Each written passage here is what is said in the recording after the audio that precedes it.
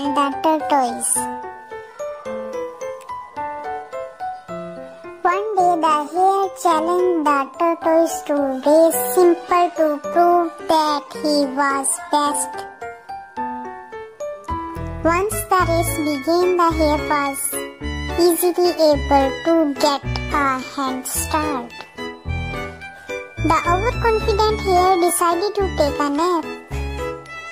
Meanwhile, the Tortoise, who was extremely determined and dedicated to the race, was slow near the finishing line. The Tortoise won the race. Most importantly, he did it with humility and without arrogance. Moral: when you work hard, resolve, you can achieve your goal. Slow and steady win the race.